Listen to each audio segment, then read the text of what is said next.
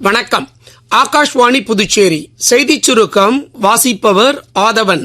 குடியரசு துணைத் தலைவர் தேர்தலுக்கான தேசிய ஜனநாயக கூட்டணி வேட்பாளராக மகாராஷ்டிரா ஆளுநர் திரு சி.பி. ராதாகிருஷ்ணன் போட்டியிடுவார் என்று பாஜக தேசிய தலைவர் திரு ஜே.பி. நட்டா அறிவித்துள்ளார்.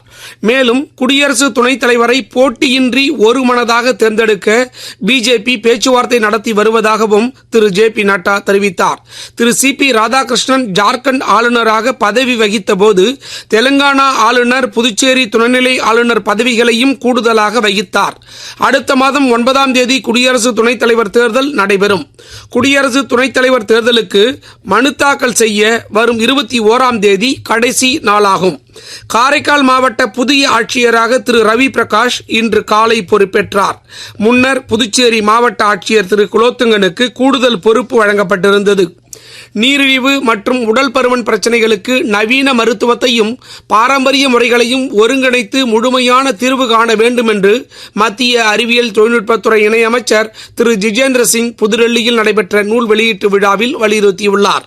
தமிழகத்தில் உயர்கல்வியில் சேரும் மாணவர்களின் எண்ணிக்கையை 100% உயர்த்த தமிழ்நாடு அரசு பல்வேறு திட்டங்களை செயல்படுத்தி வருவதாகவும், நாட்டிலேயே தமிழகத்தில்தான் பள்ளி படிப்பை முடிக்கும் 75% மாணவர்கள் உயர்கல்வியில் சேர்வதாகவும் துணை முதலமைச்சர் திரு உதயநிதி ஸ்டாலின் கூறினார்.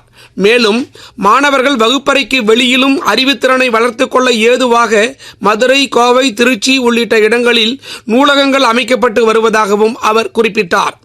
வெளியுறவுத்துறை செயலர் திரு விக்ரம் மிஸ்ரி காட்மாண்டுவில் நேபாள வெளியுறவுத்துறை அமைச்சர் திரு அர்ஜூன் ராணா டிபியோவை சந்தித்து பேசியுள்ளார். மகாராஷ்டிரா மாநிலம் சோலாப்பூரில் தகவல் தொழில்நுட்ப பூங்கா அமைக்கப்படும் என்று அம்மாநில முதலமைச்சர் திரு தேவேந்திர பட்னாவிஸ் தெரிவித்துள்ளார்.